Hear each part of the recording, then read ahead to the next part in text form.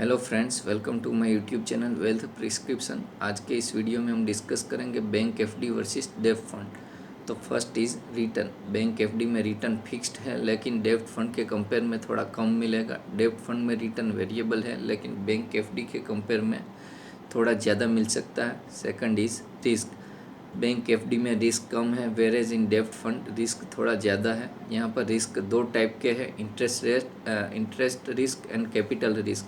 डेब्ट फंड में interest rate volatile है, और जहाँ तक कैपिटल प्रोटेक्शन की बात आती है तो बैंक उठने के चांसेस बहुत कम है। और डेब्ट फंड की बात करें तो पर्टिकुलर डेब्ट फंड में फंड मैनेजर अलग अलग जगह मनी इन्वेस्ट करता है, तो अगर कोई एक कंपनी डिफ़ॉल्ट हुई तो पूरा पैसा डूब नहीं जाएगा, मीन्स पूरे पैसा डूबने के चांसेस बहुत कम है। But there is more risk in डेब्ट fund compare to FD. Third is safety. तो safety point of view bank FD में सेफ्टी ज़्यादा है कंपेयर टू डेब्ट फंड, क्योंकि रिस्क कम है। Fourth is liquidity. तो यहाँ पर डेब्ट फंड का प्लस पॉइंट है, डेब्ट फंड में लिक्विडिटी बैंक एफडी से ज़्यादा रहेगी, और बैंक एफडी में प्री मैच्योर विड्रॉल चार्जेस भी होंगे। Fifth is tax efficiency. Tax efficiency डेब्ट फंड का सबसे बड़ा प्लस पॉइंट है। बैंक एफडी में आपके टैक्स स्लैब के हिसाब से टैक्स लगेगा, और डेब्ट फंड में मैक्सिमम 20% टैक्स है, वो भी after indexed cost of acquisition.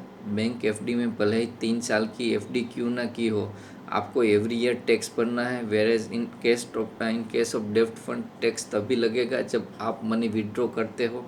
तो एक तरीके से डेब्ट फंड में आपको कंपाउंडिंग का ज़्यादा फ़ायदा मिलेगा। अब देखते हैं डेब्ट फंड की टैक्स एफिशिएंसी का कैलकुलेशन। सपोज़ किसी बंदे ने 3 ईयर के लिए बैंक एफडी की है। फर्स्ट ईयर में इन्वेस्टमेंट है 1 लाख, इंटरेस्ट रेट इज़ 6%, तो रिटर्न मिलेगा 6000 अराउंड। अगर वो बंदा 20% के टैक्स स्लैब में आता है तो नेट रिटर्न होगा 4.8 थाउजेंड। अब नेक्स्ट ईयर इन्वेस्टमेंट होगा 1 लाख एंड 4.8 थाउजेंड, और ऐसे टोटल 3 साल के बाद फाइनल पोर्टफोलियो वैल्यू होगी 1,15,000। अब डेब्ट फंड की बात करें तो सेम इन्वेस्टमेंट 1 लाख का है, और मान लेते हैं रिटर्न भी सेम मिलता है 6%, तो ईयर एंड के बाद वैल्यू होगी 1.6 थाउजेंड, और 3 साल के बाद सेम रिटर्न के हिसाब से फाइनल वैल्यू होगी 1,19,000, जो बैंक एफडी से 4,000 ज़्यादा है। लेकिन ये 4,000 में से थोड़ा long term capital gain tax निकालना होगा।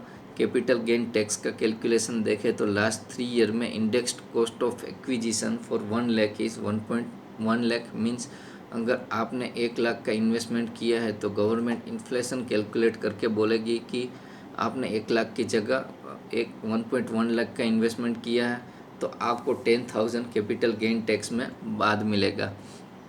तो capital gain is 9.6 thousand only, और टैक्स होगा 1.9 थाउजेंड ओनली। डेब्ट फंड में पोर्टफोलियो की फाइनल वैल्यू होगी 1,17,000, जो डेब्ट फंड जो बैंक एफडी से 2,000 ज़्यादा है। और परसेंटेज में कैलकुलेट करें तो बैंक एफडी से 14% रिटर्न ज़्यादा मिलता है, और इन केस ऑफ डेब्ट फंड में रिटर्न 7% मिलता है। तो बैंक एफडी के कंपेयर में रिटर्न 34% ज़्यादा मिलेगा। और अगर आप 30% टैक्स स्लैब में आते हो और डेब्ट फंड में 1% रिटर्न ज़्यादा मिलता है, तो डिफरेंस होगा 50%। तो ये था बैंक एफडी वर्सेस डेब्ट फंड का कंपैरिजन। अब आपको आपके टैक्स स्लैब के हिसाब से डिसाइड करना है कि रिस्क लेना है या नहीं। अगर आपको ये वीडियो पसंद आया हो तो वीडियो को लाइक कीजिए, चैनल को सब्सक्राइब कीजिए, और हाँ, अगर आपको आपके सुझाव कमेंट में लिख सकते हैं। Thank you.